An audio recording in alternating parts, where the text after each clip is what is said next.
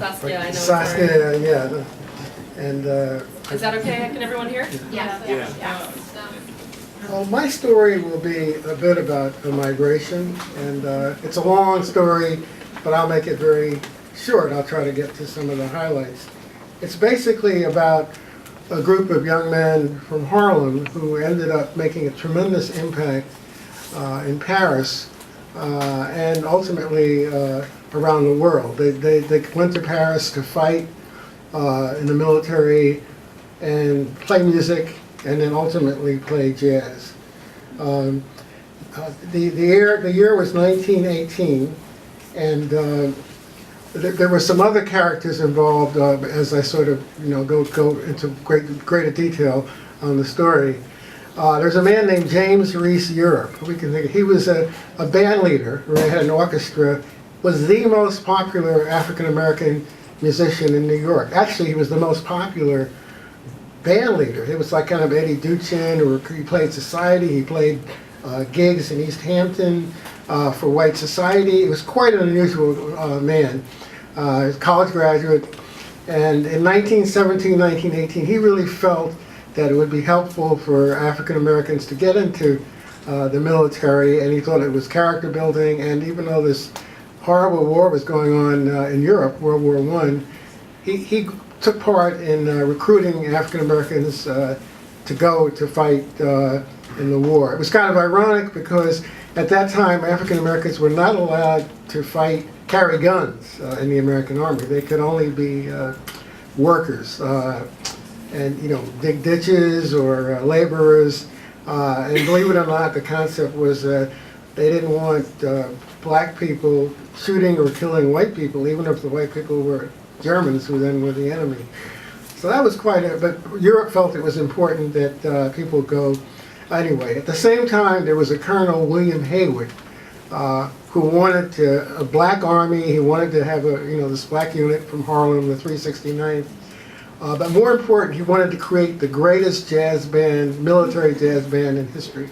And they put ads in newspapers, black newspapers, and recruited people. They recruited some fantastic people, and they wanted to have this great band. And there's a man named Bojangles. I'm not sure if any of you. Bojangles was the drum majorette for this orchestra. They hit Europe by storm. It was quite amazing. The unit got to Europe, and the band traveled about 2,000 miles through the French countryside, playing in towns. There's actually footage of them playing. And this was ragtime they were playing, and it was very, very unusual because the French hadn't heard it, and most of Europe hadn't heard it. There's some priceless film available of these black musicians, military band, playing for European officers, military officers, British and French and American. In 1918, actually, there's quite wonderful footage. Anyway, the backstory is that they fought. About 300,000 African Americans were in World War I. The unit from Harlem, the 369, suffered really major losses. About 1,800 men were wounded or killed, and they received all kinds of honors from the French, and came back to the United States and were honored. But some of the musicians stayed. Montmartre, here was Paris, an exciting time. They had American dollars. They were able to live quite a good life. So many stayed, did not come back, and stayed in Paris to play jazz. And from the 20s and 30s, there was quite a raging jazz scene in Paris. Not just jazz, obviously the painters, the writers, and so on. And they went on to, again, create this amazing era called Harlem in Montmartre, which is actually the name of a book that we made into a film for PBS. It was a long and wonderful era. In fact, in some ways, it lasts till today because musicians still go to Paris. But there are three characters out of many who were important during this era that I want to talk a little bit about. There was a man besides James Reese Europe, who, by the way, was commissioned. He was one of the first black lieutenants in the military. There was a man named Arthur Briggs, a trumpet player, and this is skipping ahead to World War II. When the Nazis occupied Paris, he was detained and put into a concentration camp, Arthur Briggs. And in the concentration camp, he started a band. And there were European, Eastern European musicians in the concentration camp, or work camp. And he started this band, and they played, quite wonderful music. Lucky for him, he was able to get out safely. Apparently, the commandant was a closet jazz fan, and sort of protected the group. The last person who was also kind of a major figure, African American from Georgia, Eugene Bullard. He was a boxer, and he actually fought in Europe, ended up in Paris. He had a very good facility for language. He wasn't that educated. He left school at about 14.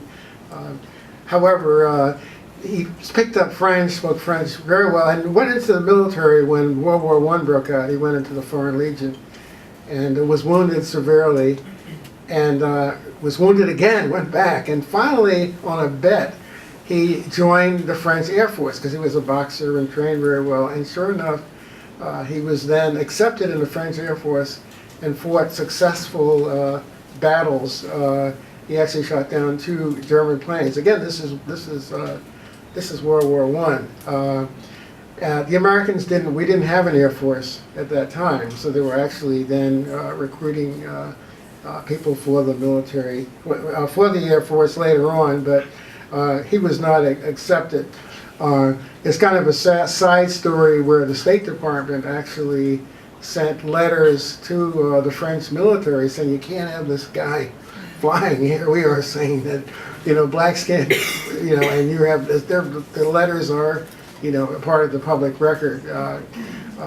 He eventually came back, and after he rejoined the army in his 50s. He stayed in France, and then when he was in World War I, and when the war broke out in World War II, he served in French intelligence. He set up a boxing club, like a sports club, health club in Paris that was very, very successul. So Eugene Bullard was quite an interesting character, and the first African black person ever to fly in the military.